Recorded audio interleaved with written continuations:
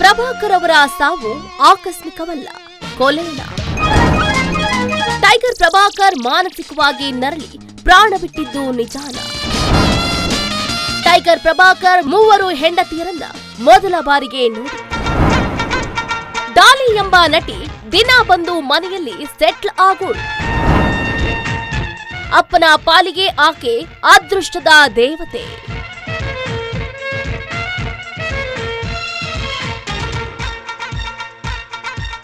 ನಟ ಟೈಗರ್ ಪ್ರಭಾಕರ್ ಬದುಕಲ್ಲಿ ಒಂದಷ್ಟು ಅಹಿತಕರ ಘಟನೆಗಳು ನಡೆದವು.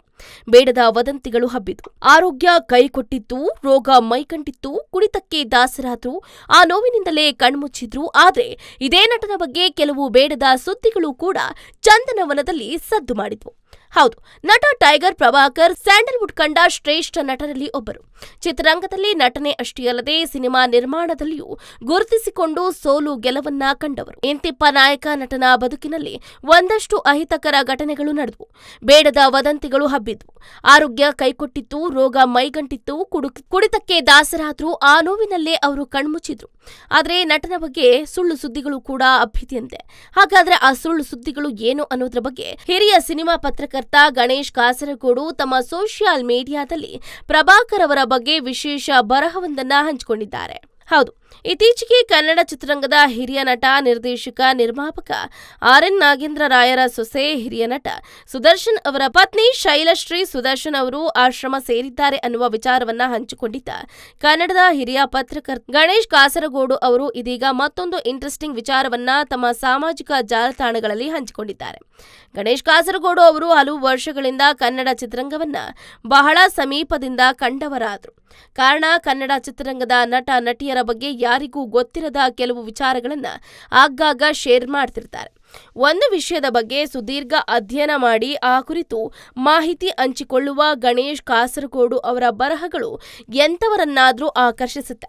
ಇದೀಗ ಒಂದು ಹಳೆಯ ನೆನಪು ಅನ್ನುವ ಶೀರ್ಷಿಕೆ ಕೊಟ್ಟು ತಾವು ಈ ಹಿಂದೆ ಮಾಡಿದ್ದ ಕನ್ನಡ ಚಿತ್ರರಂಗದ ಹಿರಿಯ ನಟ ಟೈಗರ್ ಪ್ರಭಾಕರ್ ಅವರ ಪುತ್ರ ವಿನೋದ್ ಪ್ರಭಾಕರ್ ಅವರ ಸಂದರ್ಶನದ ನೆನಪುಗಳನ್ನ ಹಂಚಿಕೊಂಡಿದ್ದಾರೆ. ಈ ವಿಶೇಷ ಬರಹದಲ್ಲಿ ಟೈಗರ್ ಪ್ರಭಾಕರ್ ಮಾನಸಿಕವಾಗಿ ನರಳಿ ಪ್ರಾಣ ಬಿಟ್ಟಿದ್ದು ನಿಜಾನ ಅನ್ನುವ ಪ್ರಶ್ನೆಗೆ ಗಣೇಶ್ ಕಾಸರಗೋಡು ಅವರ ಬರಹದಲ್ಲಿ ಇರೋದೇನು? ಟೈಗರ್ ಪ್ರಭಾಕರ್ ನಿಮಗೆ ಗೊತ್ತಿಲ್ಲದವರೇನಲ್ಲ. ಆದ್ರೆ ಕೆಲವೊಂದು ವಿಚಾರಗಳ ಬಗ್ಗೆ ಅಧಿಕೃತ ಮಾಹಿತಿ ಬೇಕು ಅನ್ನುವ ಕಾರಣಕ್ಕೆ ಟೈಗರ್ ಪ್ರಭಾಕರ್ ಅವರ ಪ್ರೀತಿಯ ಪುತ್ರ ವಿನೋದ್ ಪ್ರಭಾಕರ್ ಕೈಲಿ ಮಾತಾಡಿಸಿದ್ರು. ನನಗಿಂತಲೂ ಹೆಚ್ಚಾಗಿ ಅಪ್ಪನ ಕೊನೆಯ ದಿನಗಳ ಸಫರಿಂಗ್ ಅನ್ನ ಖುದ್ದು ಕಂಡವರು ವಿನೋದ್.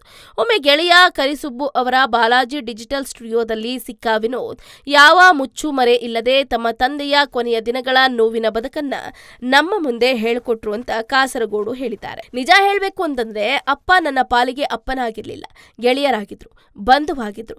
ಅವರ ಸ್ವಭಾವ ಏನಂತ ನನಗೆ ಚೆನ್ನಾಗಿ ಗೊತ್ತಿತ್ತು. ಗೆಳೆಯರನ್ನ ಅಷ್ಟೇ ಅಲ್ಲದೆ ಶತ್ರುಗಳನ್ನು ಕೂಡ ಹೃದಯದಲ್ಲಿ ಇಟ್ಟು ಪೂಜಿಸ್ತಾ ಇದ್ರು. ಅವರು ಏನೇ ಸಮಸ್ಯೆ ಇದ್ರೂ ನನ್ನ ಬಳಿ ಚರ್ಚೆ ಮಾಡ್ತಿದ್ರು. ನಾವು ಜೊತೆಯಾಗಿ ಕುಳಿತು ಗೆಳೆಯರಂತೆ ಸುಖ ದುಃಖವನ್ನ ಹಂಚ್ಕೊಳ್ತಾ ಇದ್ವಿ. ಇಂತಹ ಅಪ್ಪನ ಕೊನೆಗಾಲದಲ್ಲಿ ಅವರ ಕಾಲು ಕೊಳೆತು ಹೋಗಿತ್ತು, ಹುಳುವಾಗಿತ್ತು. ಆ ಹುಳುವಿಗಾಗಿ ಅಪ್ಪ ದನದ ಮಾಂಸವನ್ನ ಕಟ್ಕೊಳ್ತಾ ಇದ್ರು ಅನ್ನುವ ಗಾಸಿಪ್ ಹರಡಿಕೊಂಡದ್ದು ಮಾತ್ರ ದೊಡ್ಡ ದುರಂತ. ಖಂಡಿತವಾಗಿಯೂ ಹಾಗೇನೂ ಆಗಿರ್ಲಿಲ್ಲ. ಕಾಲಿಗೆ ಗಾಯ ಆಗಿತ್ತು ನಿಜ, ಆದ್ರೆ ಅದಕ್ಕೆ ತಕ್ಕನಾದ ಚಿಕಿತ್ಸೆಯನ್ನ ತೆಗೆದುಕೊಳ್ತಾ ಇದ್ರು. ಕೊನೆಗೆ ಹೆಚ್ಚೆಚ್ಚು ಡ್ರಿಂಕ್ಸ್ ತೆಗೆದುಕೊಳ್ತಾ ಇದ್ರು ಅನ್ನೋದು ನಿಜ. ಸತತ ಸೋಲು, ವೈಯಕ್ತಿಕ ಬದುಕಿನ ದುರಂತಗಳು ಅವರನ್ನ ಹಣ್ಣುಗಾಯಿ ನೀರ್ಗಾಯಿ ಮಾಡ್ಬಿಟ್ಟಿತ್ತು. ಹೀಗಾಗಿ ಅವರು ಕುಡಿತಕ್ಕೆ ದಾಸರಾಗಿ ಬಿಟ್ರು. ನೀವು ನಂಬ್ತಿರೋ ಬಿಡ್ತಿರೋ ಗೊತ್ತಿಲ್ಲ, ಆದ್ರೆ ಅವರಿಗೆ ಹೆಣ್ಣು ಮಕ್ಕಳ ಬಗ್ಗೆ ತುಂಬಾ ಗೌರವ ಇತ್ತು. ಆದ್ರೂ ಅವರೊಬ್ಬ ಮಹಾರಸಿಕ, ಮಹಾ ಹೆಣ್ಣುಬಾಕ ಅನ್ನುವಂತೆ ಮಾಧ್ಯಮಗಳು ಬಿಂಬಿಸಿದ್ವು. ಹೀಗಾಗಿ ಹೊರ ಪ್ರಪಂಚಕ್ಕೆ ಅವರೊಬ್ಬ ಪುರುಷ ಕಾಮಿಕೆಯಾಗಿ ಕಂಡದ್ದು ನಿಜ. ಆದ್ರೆ ವಾಸ್ತವ ಸಂಗಾತಿಯೇ ಬೇರೆ ಆಗಿತ್ತು. ಡಾಲಿ ಎಂಬ ನಟಿ ದಿನ ಬಂದು ಮನೆಯಲ್ಲಿ ಸೆಟ್ಲ್ ಆಗೋಳು. ಅವಾಗೆಲ್ಲ ಅಪ್ಪನನ್ನ ಕರೆದು ಆಕೆಯನ್ನ ಹೊರಗೆ ಕಳಿಸುವಂತೆ ಹೇಳೋರು. ಇದು ವಾಸ್ತವ. ಆದ್ರೆ ಮಾಧ್ಯಮಗಳು ಬಾಯಿಗೆ ಬಂದಂತೆ ಬರೆದ್ವು. ಇದಕ್ಕೆಲ್ಲ ತಲೆ ಕೆಡಿಸಿಕೊಳ್ಳದ ಅಪ್ಪ ಯಾವುದಕ್ಕೂ ರಿಯಾಕ್ಟ್ ಮಾಡದೆ ತಮ್ಮ ಪಾಡಿಗೆ ತಾವಿದ್ರು. ಇನ್ನು ಈ ನಟಿಯ ವಿಚಾರ ನಿಜ ಹೇಳ್ಬೇಕು ಅಂತಂದ್ರೆ ಅಪ್ಪ ಆಕೆಯನ್ನ ಮನಸಾರೆ ಪ್ರೀತಿಸ್ತಾ ಇದ್ರು. ಅದೊಂದು ಟೈಮ್, ಹಾಗಾಗಿ ಹೋಯ್ತು. ಆದ್ರೆ ಕೊನೆಗಾಲದಲ್ಲಿ ಆಕೆ ಅವರನ್ನ ಬಿಟ್ಟು ಹೊರಟು ಹೋದಾಗ ಅಪ್ಪ ವ್ಯಥೆ ಪಟ್ಟಿದ್ದನ್ನ ನಾನು ಕಣ್ಣಾರೆ ಕಂಡಿದ್ದೀನಿ. ಅಪ್ಪನ ಪಾಲಿಗೆ ಆಕೆ ಅದೃಷ್ಟದ ದೇವತೆಯಾಗಿದ್ಲು.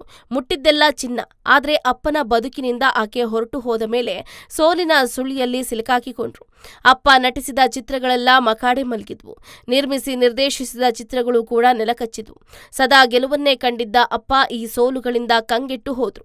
ಆಗ ಅಪ್ಪ ನೋವನ್ನ ಹಂಚಿಕೊಂಡದ್ದು ನನ್ನ ಬಳಿ. ಅಪ್ಪನನ್ನ ತೀರಾ ಹತ್ತಿರದಿಂದ ಗೆಳೆಯನಾಗಿ ನೋಡುವ ಸೌಭಾಗ್ಯ ಅವರ ಕೊನೆಗಾಲದಲ್ಲಿ ಸಿಕ್ತು. ಇಂತಹ ಅಪ್ಪ ಸಾಯುವ ಹೊತ್ತಿಗೆ ನಮ್ಮನ್ನೆಲ್ಲ ಅನಾಥರನ್ನಾಗಿ ಮಾಡಿ ಬೀದಿ ಪಾಲು ಮಾಡಲಿಲ್ಲ. ತಮ್ಮ ಯಶಸ್ಸಿನ ದಿನಗಳಲ್ಲಿ ದುಡಿದ ಹಣವನ್ನೆಲ್ಲ ಅವರು ಜಮೀನಿಗೆ ಹಾಕಿದ್ರು. ಮದರಾಸದಲ್ಲಿ ಒಂದು ಸೈಟು, ಹೊಸಕೆರೆ ಹಳ್ಳಿಯಲ್ಲಿ ಒಂದು ಸೈಟ್, ಒಂದಷ್ಟು ಬ್ಯಾಂಕ್ ಬ್ಯಾಲೆನ್ಸ್ ಕೂಡ ಇತ್ತು. ನಡುವೆ ಏನೋ ತೊಂದರೆ ಆಯಿತು. ಚೆನ್ನೈನಲ್ಲಿರೋ ಸೈಟನ್ನ ಮಾರಿದೆ. ನಂತರ ಬೆಂಗಳೂರಿನ ಸೈಟೊಂದನ್ನ ಮಾರಿದೆ. ಹೀಗೆ ಸೈಟ್ ಮಾರಿ ಬಂದ ಹಣದಲ್ಲಿ ಬದುಕು ನಡೆಸುವಂತಾಯಿತು. ನಿಮ್ಗೆ ಗೊತ್ತಾ, ನಾವು ಕುಟುಂಬದವರೆಲ್ಲ ಜೊತೆಯಾಗಿ ಬದುಕು ನಡೆಸ್ತಾ ಇದ್ದೀವಿ. ಹೌದು, ಅಮ್ಮ 2006ರಲ್ಲಿ ತೀರ್ಕೊಂಡ್ರು. ಹೊಸಕೆರೆ ಹಳ್ಳಿಯ ಮನೆಯಲ್ಲಿ ನಾನು ನನ್ನ ಹೆಂಡತಿ ಜೊತೆ ಹಾಯಾಗಿದ್ದೀನಿ. ಉಳಿದಂತೆ ನಮ್ಮ ಜೊತೆ ದೊಡ್ಡಕ್ಕ ಭಾರತಿ, ಸಣ್ಣಕ್ಕ ಗೀತಾ ಇದ್ದಾರೆ. ಇಬ್ಬರು ಉದ್ಯೋಗದಲ್ಲಿದ್ದಾರೆ. ಚಿಕ್ಕ ಬಾವ ಕೆನಡಾದಲ್ಲಿದ್ದಾರೆ. ದೊಡ್ಡಕ್ಕನಿಗೆ ಇನ್ನೂ ಮದುವೆ ಆಗಿಲ್ಲ. ಅಪ್ಪನ ಬದುಕಿನ ಕಹಿಯನ್ನ ಕಣ್ಣಾರೆ ಕಂಡಿರುವ ಆಕೆ ಮದುವೆಯೇ ಬೇಡ ಅಂತ ಹಠ ಹಿಡಿದು ಕುಳಿತು ಬಿಟ್ಟಿದ್ದಾಳೆ. 2014ರಲ್ಲಿ ನನ್ನ ಮದುವೆ ಆಯಿತು. ನನ್ನ ಕೈ ಹಿಡಿದ ಆಕೆಯ ಹೆಸರು ಇಶಾ. ತುಂಬಾ ಹೊಂದ್ಕೊಂಡಿದ್ದಾಳೆ. ನಾನು ಡಿಪ್ರೆಷನ್ಗೆ ಹೋದಾಗಲೆಲ್ಲ ಜೊತೆಗಿದ್ದು ಸಾಂತ್ವನವನ್ನ ಹೇಳ್ತಾಳೆ. ಅಂತಹ ಹೆಂಡತಿ ಪಡೆಯುವುದಕ್ಕೆ ನಾನು ಪುಣ್ಯ ಮಾಡಿದ್ದೀನಿ ಎಂದು ವಿನೋದ್ ಪ್ರಭಾಕರ್ ಅವರು ತಮ್ಮ ಮಾತನ್ನ ಮುಗಿಸಿದ್ದಾರೆ. ಹೆಚ್ಚಿನ ಸುದ್ದಿಗಳಿಗಾಗಿ ನಮ್ಮ ಚಾನೆಲ್ನ ಸಬ್ಸ್ಕ್ರೈಬ್ ಮಾಡಿ.